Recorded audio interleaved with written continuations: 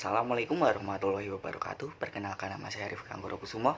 Di sini saya akan menyampaikan tentang metode perancangan program mengenai algoritma untuk masalah bisnis. Di sini saya akan menyampaikan 4 pokok pembahasan. Yang pertama struktur program, yang kedua struktur chart, yang ketiga membuat laporan dengan page break, kemudian yang keempat, yang terakhir, contoh algoritma penyelesaian. Saya akan membicarakan yang pertama terlebih dahulu, struktur program, yaitu secara umum program yang dilakukan untuk memproses data yang dibaca dari file dapat digambarkan seperti sub proses record, proses inisiasi, baca record pertama, dual not end of file, proses record ini, kemudian baca next record, dan undo proses final, kemudian end. Kemudian yang kedua ada struktur chart, yaitu algoritma yang telah saya sampaikan tadi digambarkan dengan struktur chart. Yang pertama, 3 modul yang tadi dapat berisi statement yang dibutuhkan untuk memproses data yang dibaca dari file. Kemudian yang kedua, main program dari struktur chart yang sudah ada sehingga dapat dikembangkan proses dari ketiga modul tersebut, yaitu proses urutan file, proses inisiasi tadi, kemudian ada proses record ini, dan proses final.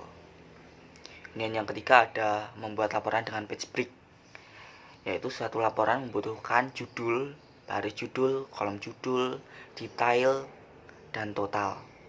Kemudian di samping itu, suatu halaman laporan hanya menampung beberapa baris record sehingga harus mengatur pemindahan ke halaman baru. Untuk itu dibutuhkan sebuah control break untuk memeriksa kapan harus pindah ke halaman baru. Kemudian page break dibagi menjadi 2. Yang pertama single level control break. Single level control break yaitu pemberhentian dalam logika program, berhenti atau mengulang untuk mencetak judul baru berdasarkan nilai sebuah variabel, contoh nomor departemen. Kemudian ada multiply level control break. Multiply control break adalah pemberhentian dalam logika program, berhenti atau mengulang untuk mencetak judul baru berdasarkan beberapa nilai variabel, contoh total penjualan per sales dan total penjualan per departemen. Kemudian yang keempat ada contoh algoritma penyelesaian, yaitu contohnya laporan penyewaan.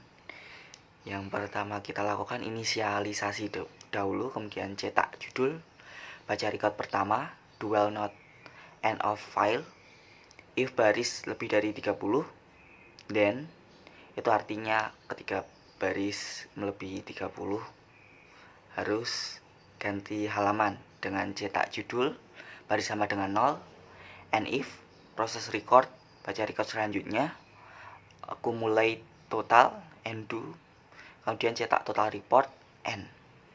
Mungkin sekian dulu dari saya. Wassalamualaikum warahmatullahi wabarakatuh.